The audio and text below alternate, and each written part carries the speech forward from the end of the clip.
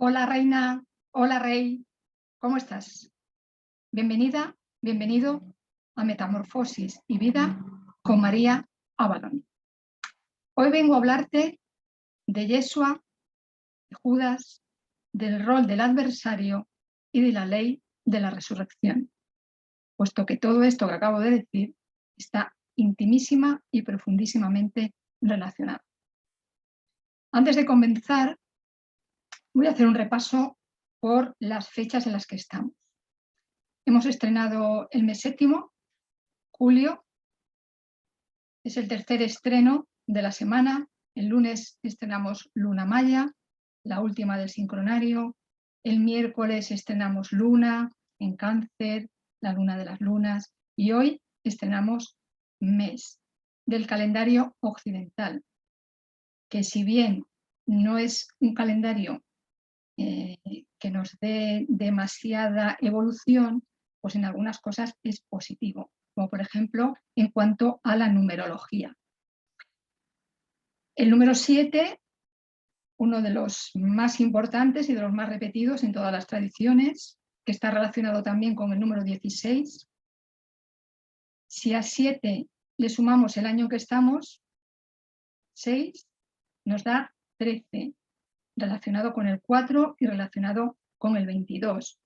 Ya sabes, si has escuchado el vídeo dedicado al número 13, la trascendencia que tiene el número 13. Y un número muy relacionado, entre otras muchas cosas, con el tema de la resurrección, con el tema de la nueva vida después de la vida, sin necesidad de morir físicamente. En el sincronario maya, hoy estamos en el día Kan Ho, que es semilla entonada amarilla. Estamos en la onda encantada del sol y ya acabo de decir de la luna cósmica de la tortuga. Aparte de eso, y esto ya es para mí, estoy hoy laborando con la frecuencia cabalística número 42 en la segunda vuelta, pero también es importante que quede ahí porque el vídeo que voy a hacer hoy tiene bastante que ver con las energías relacionadas con esta frecuencia. Entonces, no sé si tú conoces esas frecuencias, no importa, en algún momento es posible que tengas esa información y si no, pues bueno, tu inconsciente y tu subconsciente lo va a reconocer y lo va a saber. Entonces, si de alguna manera esto te mueve en algún sentido, es que tu inconsciente lo sabe. Sabemos todo, llevamos todo dentro. Ahora bien, hemos de hacer la tarea necesaria para reactivarlo, despertarlo, manifestarlo. Dicho esto, voy a primero, antes de hablar de la relación de Yeshua y Judas, que ya dije en un vídeo anterior que Judas ha sido y todavía sigue siendo uno de los hombres peor entendidos y peor tratados de la historia. Se le ha acusado de cosas que no son ciertas. Es verdad que cumplió un papel. Ahora, cuando explique este rol, el rol del adversario, precisamente lo que quiero es reivindicar su figura, reivindicar lo que hizo y para qué hizo lo que hizo, que en modo alguno fue ni una traición, ni una trampa, ni una mentira, nada de nada.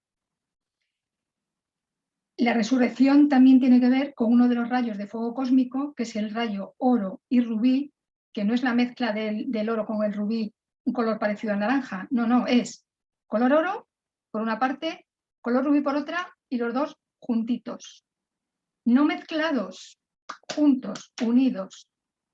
Esa llama, la ciencia de los rayos, tiene que ver con la resurrección.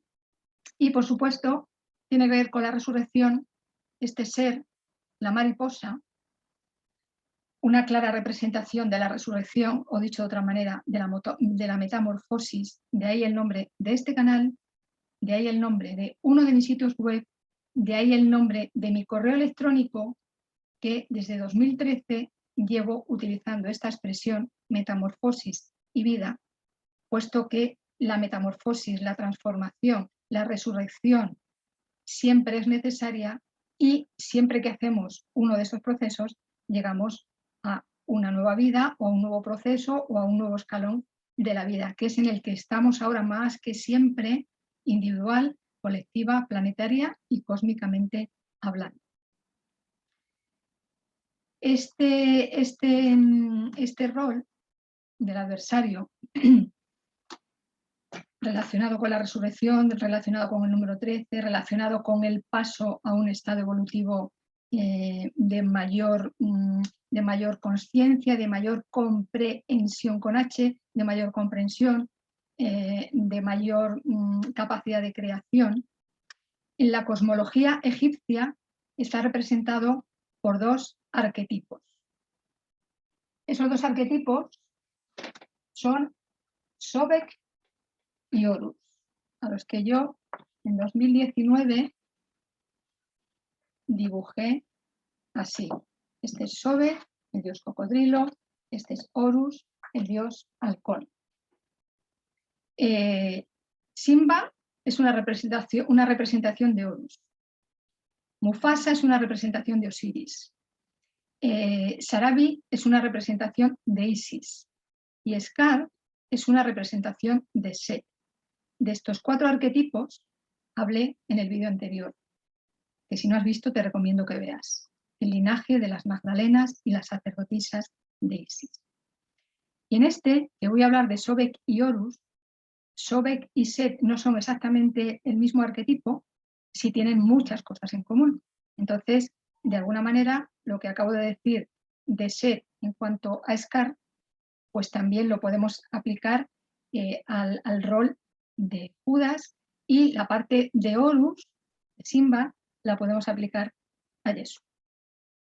Después, esto lo pinté en 2019. El año pasado dibujé solamente a Horus, aquí con su corazón en el centro, de que estamos potenciando el camino del corazón, no tanto el camino de la víscera, sino el camino del centro, porque para mí el corazón, aparte del amor y todo eso, que por supuesto que sí, es el camino del centro. La izquierda, la derecha, unidas en el centro, el camino de la integración.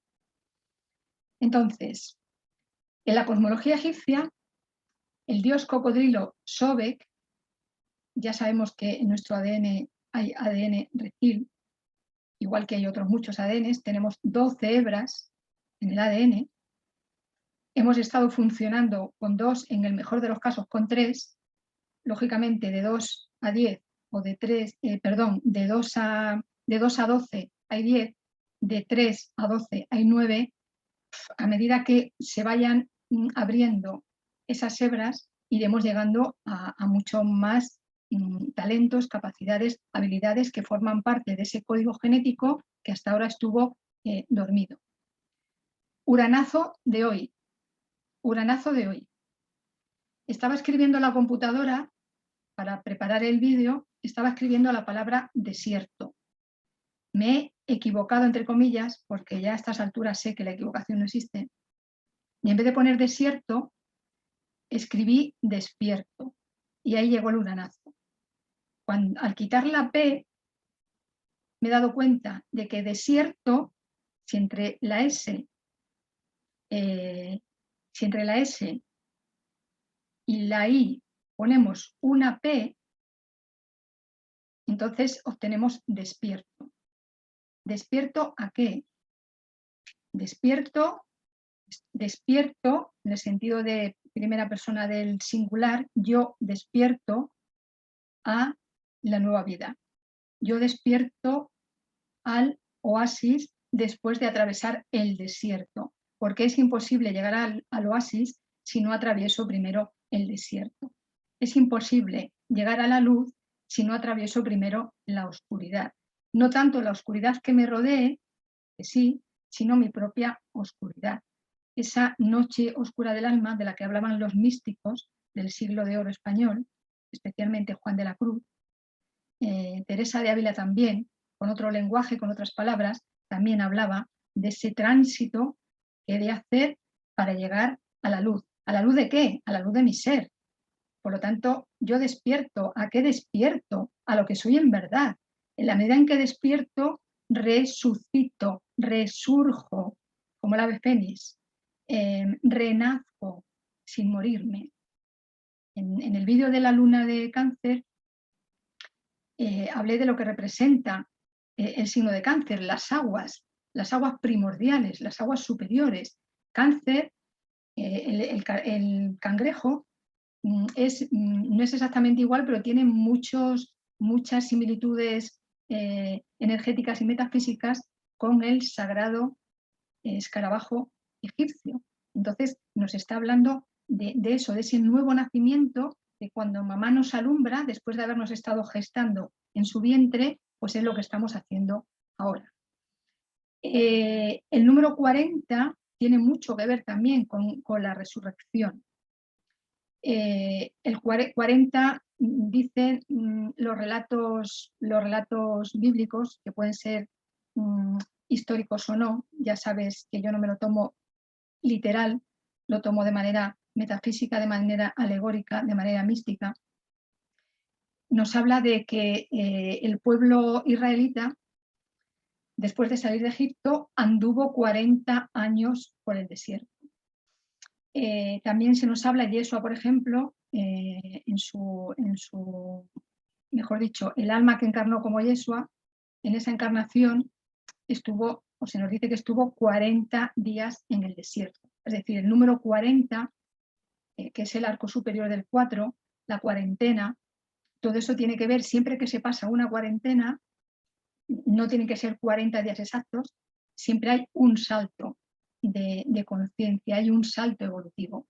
Cuando éramos pequeñas y teníamos fiebre, pasábamos unos días y luego se decía, o de una enfermedad, ¿no? Se decía, ya ha pasado la cuarentena, es decir, ya ha pasado los días en que el cuerpo, el sistema inmune se ha fortalecido y la persona ya se ha curado.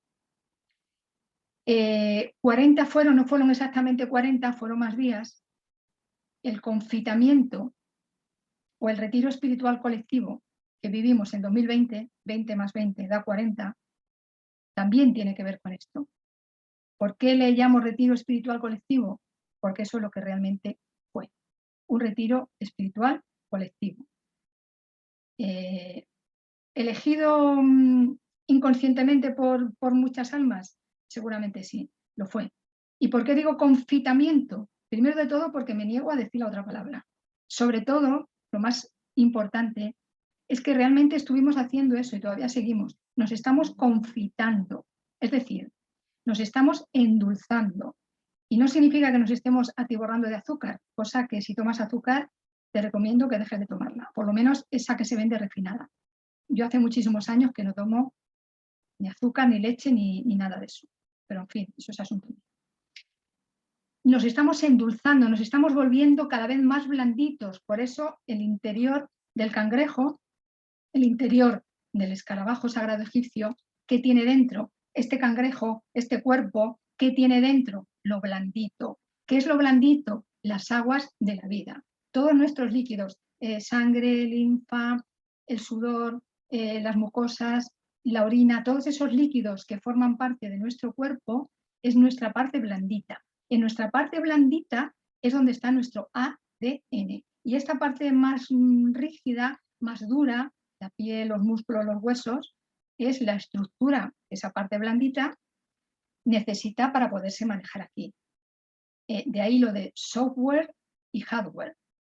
En inglés, soft significa suave, significa blando, y hard significa duro, significa sólido.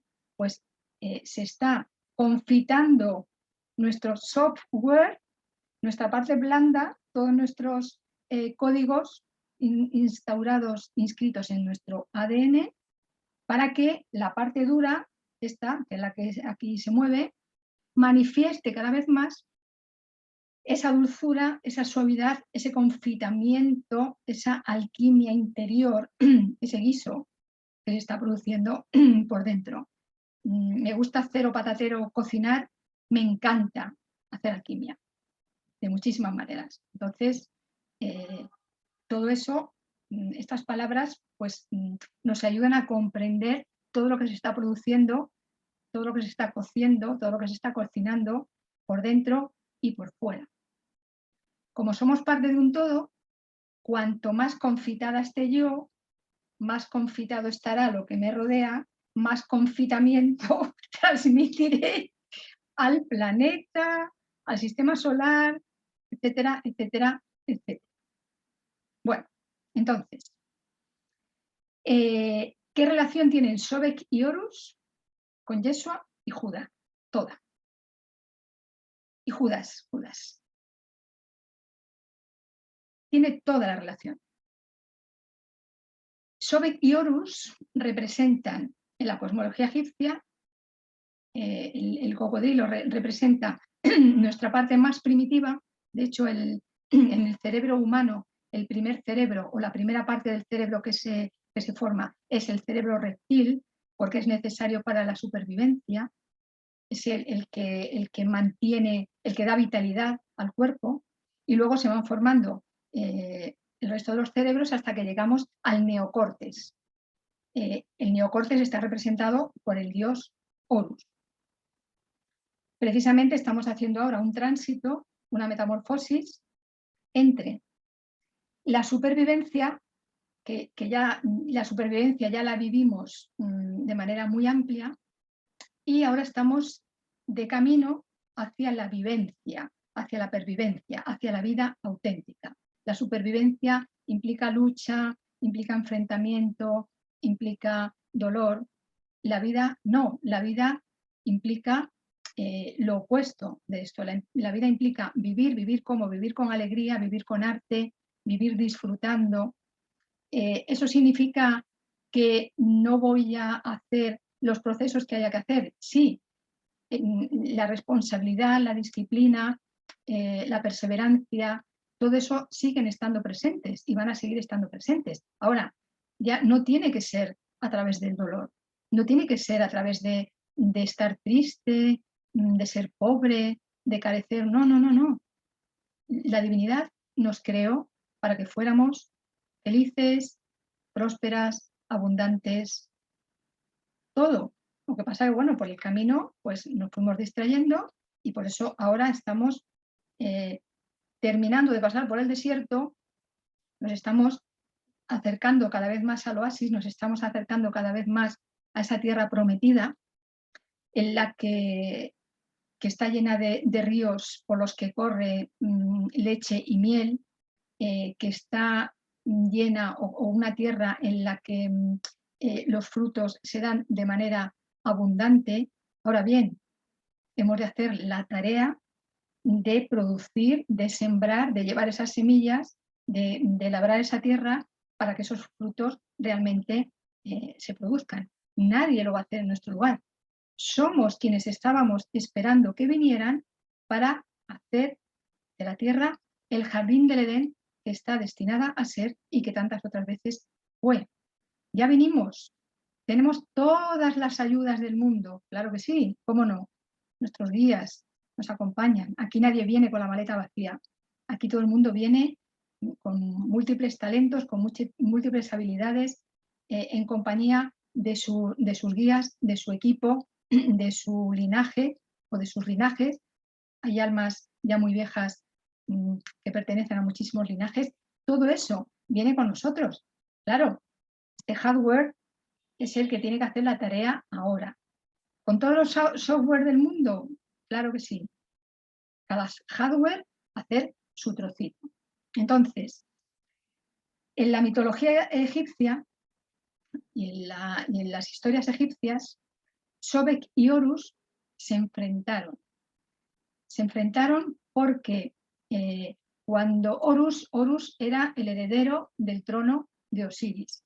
Ya sabes que Osiris fue asesinado por su hermano Set, Isis le resucitó para una sola noche. En esa única noche que Osiris pudo resucitar fue engendrado Horus, el heredero al trono de Egipto, el heredero al trono de Osiris. Set igual que estaba celoso de su hermano Osiris, también estaba celoso de su sobrino Horus, de manera que hizo todo lo posible para que Horus no llegara al trono. Y en una de las conversiones que hizo Set fue como dios cocodrilo.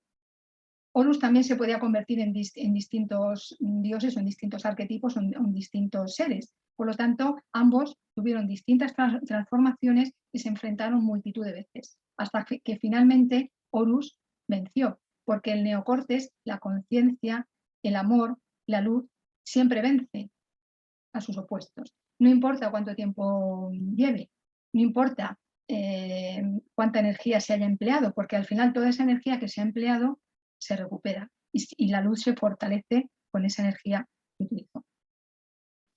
Este mismo rol de Sobek y Horus, que nada tiene que ver con enemistad, por eso es el rol del adversario. El adversario, ¿quién es? El adversario es mi sombra que me está diciendo, le está diciendo a mi luz, oye, que tú puedes alumbrar mucho más todavía, que tú puedes ser todavía mucho más de lo que has sido hasta ahora. Y entonces el adversario tiene el papel de tirarme del pelo, de darme una patada en la espinilla o de darme, como hace Rafiki, darme la cabeza si no estoy haciendo eso. Entonces ese es el papel del adversario, nada tiene de enemigo. Por lo tanto, este rol nos está hablando de reconciliación de opuestos, nos está hablando de aceptación, nos está hablando de comprensión, nos está hablando de compasión y nos está hablando de que para convertirnos en Horus, en el dios halcón o en cualquier otro que te apetezca, hemos de abrazar primero a nuestro Sobek, a nuestro dios cocodrilo. Si has estado en Egipto, habrás visto que hay un templo, el templo de Kom-Ombo, que estaba especialmente dedicado a los cocodrilos. En Egipto los cocodrilos eran muy venerados y no por el motivo ese de que ya sabemos que anda por ahí, sino porque eran venerados. ¿Por qué Judas y Yeshua y Judas representaron el papel de Sobek y Horus? Porque ambos, al igual que una gran parte de su familia, viajaron innumerables veces a Egipto. Se iniciaron en las escuelas de misterios egipcios. Uno de los ritos que se pasaba para iniciarse en esas escuelas, uno de los ritos para poder actualizar y realizar los misterios alquímicos egipcios era uno, el rito de iniciación en Konombo, estoy leyendo para no confundirme, que consistía en nadar entre cocodrilos con los ojos vendados. Por lo tanto, ahí no valía de nada la vista física. ¿De qué nos está hablando esta historia? Fuera cierta o no.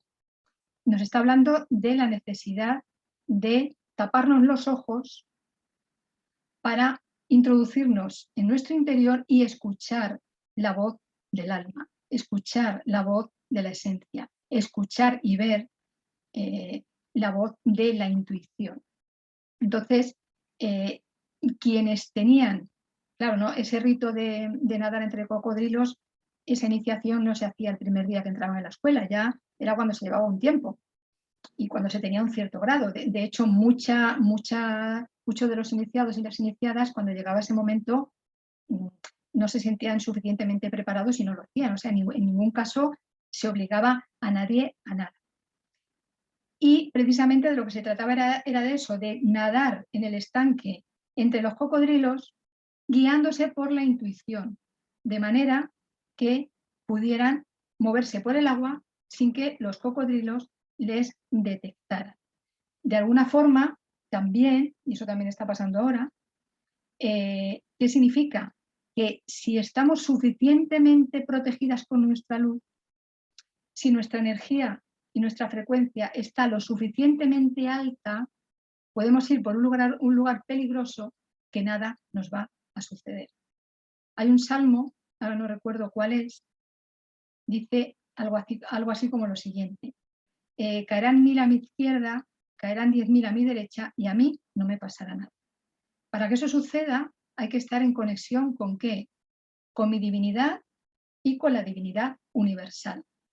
Esa es la mayor protección que podemos tener. Entonces, quien estaba en esas condiciones de frecuencia podía nadar entre los cocodrilos sin que los cocodrilos les detectaran. Y esto ya también va un poco con segundas, como te podrás estar imaginando. Con primeras y con segundas y con terceras. Otro rito importante del que hablé en el vídeo de las Magdalenas y las sacerdotisas de Isis era el rito, la iniciación del sepulcro. Yeshua también participó en ese rito. De manera que lo que nos presentaron como que había muerto, no fue una muerte real. Fue una muerte iniciática para luego presentar la resurrección. En la época en la que el alma que encarnó como Yeshua nació, ya el pueblo hebreo había olvidado gran parte de su sabiduría. Y porque hubo un tiempo en el que los patriarcas tomaron el poder, de ahí lo de eliminar a la diosa, de ahí lo de restar importancia a las mujeres, que hasta antes de los patriarcas habían tenido, eran iguales en derechos, iguales en prerrogativas, iguales en sabiduría que los varones. Pues precisamente cuando todo eso se eliminó y se fortaleció la imagen de un Dios exclusivamente masculino, y ya había habido una desconexión muy grande del pueblo, o sea, siempre hay grupos de gente que mantienen la conexión. Entonces, la conexión nunca se pierde. Si se hubiera perdido, no estaríamos aquí. Sin embargo, la mayoría del pueblo sí que había perdido esa conexión. Había que explicarle, había que recordarle. Uno de los propósitos de la encarnación de Yeshua, Sananda hoy, precisamente era esa, recordarle a la gente, oye, que no mueres con el cuerpo, tu esencia es eterna y yo te lo voy a mostrar. Voy a morir, entre comillas, porque no murió, yo ya tengo clarísimo que no murió, pero claro, tenían que mostrarlo de alguna manera. Voy a morir y voy a resucitar a los 3 días. Todo lo del 3, lo de todo es absolutamente lenguaje codificado. Entonces, por eso representó la iniciación del sepulcro, de la que las magdalenas y sacerdotisas de Isis eran extremadas especialistas, sobre todo las más avanzadas de ellas.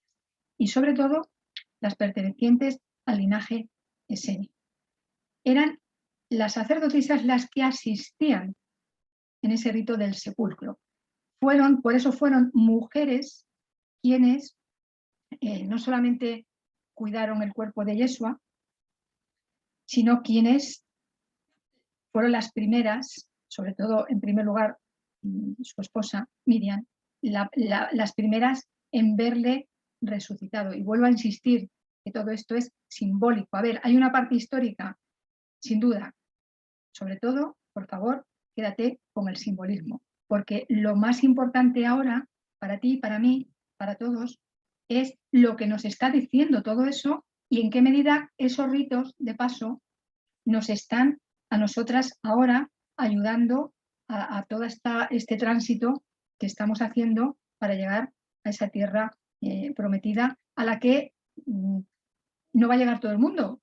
Bueno, pues porque todo el mundo no ha elegido llegar. Aprovecho aquí, por si acaso se me olvida, hago un inciso y aprovecho aquí para dar mis más expresivas gracias a toda la gente que está participando en la construcción de esta nueva tierra, de esta nueva realidad. Está participando del otro lado gente que está obedeciendo y haciendo todo lo que le dicen que hay que hacer y que está yendo a que le pongan todo lo que dicen que hay que ponerse. De verdad, mis más infinitas gracias. Esa gente también está construyendo la nueva tierra y como aquí nadie viene porque sí, todo el mundo elige su propósito, eligieron ese propósito y yo les doy las gracias. Va mi bendición más grande con ellas y con ellos, porque gracias a esa gente también se están descubriendo muchísimas cosas que si no fuera por ellos y por ellas, no estaríamos descubriendo. Así que, de verdad, de todo corazón, gracias infinitas por vuestra labor. Y benditas y benditos seáis por todo lo que estáis haciendo. Amén. Continúo. Ese rol de los opuestos, ese rol del adversario, fue representado por Yeshua y por Judas. Cuando Yeshua, en la última cena, que no había 13 personas, había muchísimas, muchísimas más. Y no todas eran terrestres, muchísimas celestes, estelares. Cuando Yeshua le dice a Judas, ve y haz lo que tengas que hacer, no le estaba haciendo un reproche, le estaba dando una orden.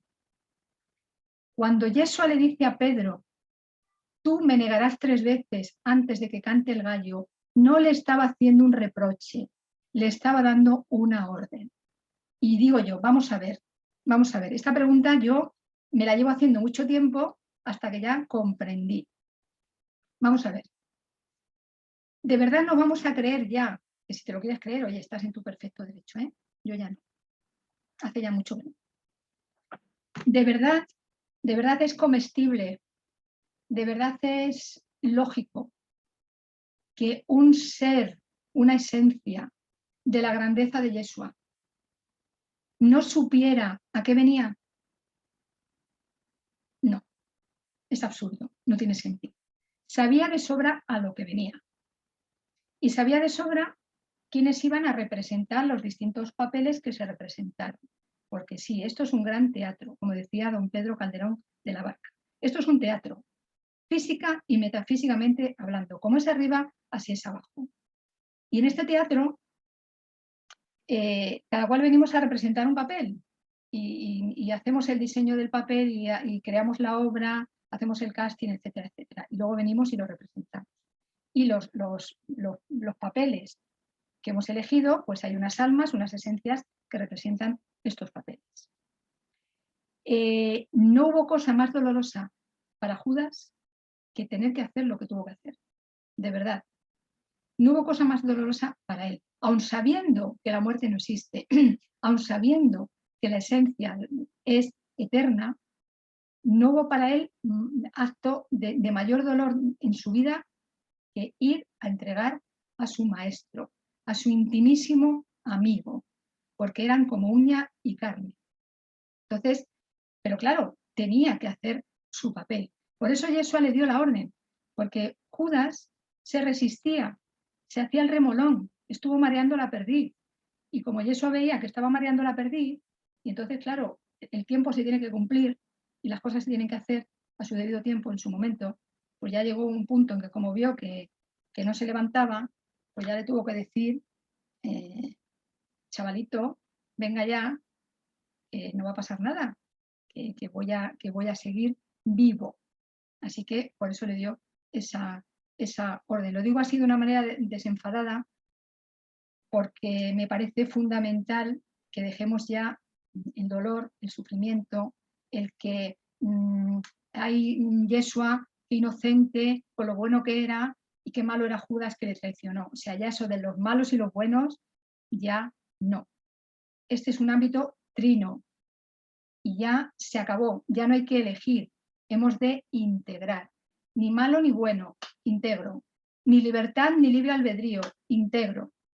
Porque si no integro, me sigo polarizando. Entonces, gracias a que Judas hizo lo que hizo, luego pasó, insisto, sí, históricamente, sobre todo simbólicamente, lo que pasó, es verdad que Yeshua fue puesto en una cruz, no de la manera que nos han dicho, no de la manera que nos han dicho. Es verdad que a ojos de quienes estaban allí había muerto, no murió. Lo que pasa que era él, como Judas, como Miriam, como María su madre, como José, como Joaquín, como Ana, eran grandes yogis, porque sí, también estuvieron en la India, también sabían, dominaban el Tantra, dominaban el Tao, dominaban el yoga, dominaban los misterios alquímicos egipcios, tenían un dominio de sí, de su energía, que ya venían con ella, o sea, eso ya lo traían en el paquete, lo traían en la maleta, y a todos esos lugares a los que fueron, y todos esos estudios que hicieron, todo eso se reforzó. Sabía perfectamente salir de su cuerpo, que es lo que hacemos tú y yo cuando nos vamos a dormir o cuando entramos en estado de meditación. Sabía perfectamente salir de su cuerpo, que el cuerpo quedara como si estuviera muerto. Sin embargo, no estaba muerto, seguía estando con vida. Pero claro, la gente que había perdido esa sabiduría, ese conocimiento, esa conexión, de alguna manera tenía que verlo con sus ojos físicos. Para que su subconsciente les recordara, tenían que verlo primero con los ojos físicos, tenían que escucharlo. De ahí que hubo gente, como por ejemplo Tomás, que dijo, mientras no le toque, no me voy a creer que ha resucitado. Claro, todo está bien. Aquí tanto vale quienes tenemos la certeza de sin verlo, que es como quienes dicen, no, yo tengo que ver para creer. O sea, tan válido es creer para ver como ver para creer. Son válidas las dos cosas. Porque hay gente que realmente tiene que tocar, tiene que ver, tiene que oler, tiene que palpar. Genial.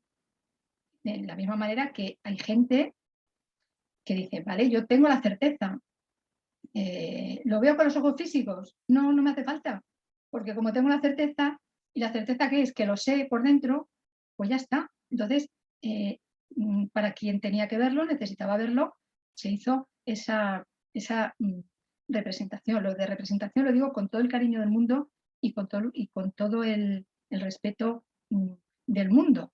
Ya va siendo hora de que sepamos que esto es un teatro. Y todo lo que pasa aquí, a los grandes, a los pequeños y a los medianos, forma parte de esa obra de teatro, forma parte de ese programa, de eso que venimos a realizar aquí, para luego, cuando nos vamos, irnos en un estado de vibración superior, en un estado de evolución superior. Eso es lo que significa la resurrección. Resucitar, ¿qué es? Volver al origen. El signo de Cáncer, la energía de Cáncer, las aguas primordiales, Neptuno, Piscis. ¿Cuál es el origen? El origen es el océano primordial. No tanto como océano de agua, sino como océano cósmico, como océano de la fuente, de donde he salido. Hemos salido de la fuente. Y a la fuente habremos de volver en algún momento. Eso es lo que significa resucitar. Y volver al origen es volver a conectar, si es que perdimos esa conexión, con la divinidad individual y universal. Y esto lo estamos haciendo de manera individual y de manera colectiva. De hecho, esa resurrección es un resurgimiento, es una metamorfosis, es una nueva vuelta a la espiral en un escalón superior. Si no me muero, no puedo nacer. Para que la mariposa se convierta en mariposa, que primero es un gusano de seda, para que la mariposa convertirse en este ser que vuela, primero pasa por la fase de gusano. Cuando ha llevado un tiempo en la fase de gusano, se envuelve en el capullo de seda y está ahí un tiempo. Cuando está suficientemente madura, sale del capullo convertida en mariposa. De nada sirve abrir el capullo para que la mariposa salga antes, porque si hiciéramos eso, una costumbre bastante habitual en el ser humano, quererse adelantar, si hiciéramos eso, ¿qué pasaría? Que la mariposa estaría a medio formar y entonces no podría volar y entonces se moriría. De ahí la importancia de la paciencia, de ahí la importancia de la tortuga, de ahí la importancia de seguir elaborando ese capullo de seda hasta que ya el capullo, por su propia naturaleza, cuando ya le llega el tiempo, el capullo se abre y entonces ya sale la mariposa completa. Y cuando ya sale la mariposa completa, pues ya se puede dedicar a volar. El tiempo de vida de una mariposa es mucho más breve que el de un ser humano. Y eso que el ser humano hasta ahora en comparación con los años que va a vivir y con los que ya vivió antes, es una menudencia. Incluso llegar a los 100 años, que nos parece todo un logro, de aquí a poco tiempo, lo de los 100 años nos va a parecer un tiempo muy, muy corto, porque realmente podemos vivir muchísimos años más. Claro, para eso todas nuestras hebras del ADN han de estar activadas. Con solamente 2 o con solamente 3, pues no digo que sea imposible, es más complejo. De manera que Judas tuvo ese papel. ¿Desagradable? Pues sí. A veces hemos de pasar por cosas que son incómodas para darnos cuenta de que detrás de esa incomodidad o dentro de esa incomodidad hay un gran regalo. Por eso, como nada es lo que parece ser, y a veces lo que parece que es no es, y lo que parece que no es algo que llega y que parece negativo, voy a usar esa palabra, como el confitamiento, resulta que a medida que va pasando el tiempo, sabiendo aprovecharlo, claro, nos damos cuenta de que eso que de principio y aparentemente era incómodo, negativo, etcétera, luego se convierte en algo positivo, en algo bueno, en algo que me ayuda a posicionarme todavía más en lo que soy. Eso es lo que yo llamo bailar con el más feo. Yo que soy una chica, para los chicos sería bailar con la más fea. Yo digo, vale, sí, a veces en la vida me ha tocado bailar con el más feo, con el que viene peor vestido, la música que está sonando que de música no tiene nada, es ruido, y yo, que me gusta dar la vuelta a todo, porque uno de mis números tiene que ver con eso, digo, no importa, no importa. Como los cuentos, ¿no? Los cuentos que el sapito, nadie le besa, llega la princesa y la princesa le besa y el sapo se convierte en un príncipe. Bueno, pues yo soy de esas. Digo, ¿que me toca bailar con el más feo? No, que venga, ven, que ya me encargaré yo de convertirlo en bonito. Y ese más feo, pues no es otro que yo misma en otro papel.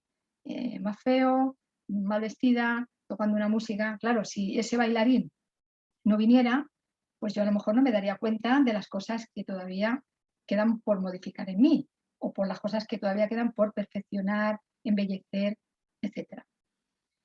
Pues ese fue el papel que Judas cumplió con Jesús. Una vez que nos vamos del teatro del mundo y volvemos al origen, resucitamos, ahí las almas, las esencias se abrazan, se dan las gracias por haber representado el papel que habían elegido. Porque claro, imagínate alguien que va a hacer una obra de teatro aquí en este plano, las obras de teatro que se hacen, o una película, y resulta que le encarga a alguien que haga un papel y luego está rodando la película o está allí en el escenario con todo el público delante y se pone a hacer un papel distinto. ¿Ves? Que ese no era el papel que elegiste. Entonces, la importancia de hacer nuestro papel. Y todos los papeles son necesarios, todos los papeles son trascendentes y todos los papeles nos llevan a resucitar, nos llevan a resurgir, nos llevan a ir más allá de nuestros límites, atravesar el desierto y llegar al oasis. En solitario o en compañía, bueno, pues cada cual como quiera hacerlo. En realidad, lo de la soledad no existe. Formamos parte del mismo tejido de la vida, de manera que da igual que vayas sola, solo, que vayas con un grupo de gente, que vayas con quien quieras. El efecto es el mismo. Ahora bien, la transformación, el cambio, la transmutación es individual. Siempre fue, es y seguirá siendo individual. No vamos de vacaciones con la familia. No vamos de viaje de fin de curso. Es decir, que no tenemos que hacer todos y todas lo mismo, ni al mismo tiempo, ni en el mismo lugar. Ahora bien, sí es importante mantener la conciencia de unidad, de que todo lo que yo hago, este hilito que yo soy, todo lo que hago repercute en la totalidad del tejido. Así que me interesa que este hilo haga las cosas lo mejor posible para que el resto de los hilos también se contagien. Y al revés, este hilo que yo soy también se contagia de todos los hilos que están haciendo unos cosas parecidas y otras cosas diferentes. Yo me siento muy agradecida de la gente con la que sintonizo. Ahora bien, también me siento muy agradecida de la gente con la que no sintonizo, porque así esa gente que es diferente a mí, incluso muy diferente a mí, me sirve para fortalecer la tolerancia, la comprensión, la compasión, el amor, la paz y todo eso que siento por esas personas, en definitiva, como in lakech, alaken, tú eres otro yo soy otro tú. Todo lo que hago para otra gente, lo estoy haciendo para mí. Todo lo que hago para mí, lo estoy haciendo para otra gente. Siempre fue así. Lo sigue siendo ahora y siempre lo será. Así que confío en que a partir de ahora veas a Judas de otra manera. Ya me siento a gusto por haber logrado hablar de él hoy y de esclarecer y de no limpiar su memoria porque no lo necesita, pero sí de esclarecerla, ¿no? De transmitir ese otro punto de vista en relación con lo que realizó. Y nada más por hoy. Ya sabes, si te ha gustado el vídeo, darle a me gusta, si te quieres suscribir al canal, si te parece oportuno compartirlo. Y si no, estupendo. Eres libre, por favor, recuérdalo siempre. Eres libre. Escucha solo a tu ser. Ese sabe la respuesta. Ese sabe lo que es mejor para ti. Porque tu ser y tú sois uno. Tu ser y tú sabéis a qué habéis venido a hacer aquí. Nadie te lo va a decir. Nadie lo va a hacer por ti. Nadie te va a castigar si no lo haces. Nadie te va a premiar si lo haces. Ahora sí que te sentirás a gusto contigo, sí que lograrás el mérito, la dicha, la felicidad, la gracia de haberlo llevado a cabo. Hasta donde puedas. Nadie nos pide que hagamos más de lo posible. Ahora, tampoco hemos de hacer menos, ni más ni menos. Lo justo y necesario que estamos en condiciones de hacer. Que tengas un feliz día. Muchas gracias por tu atención.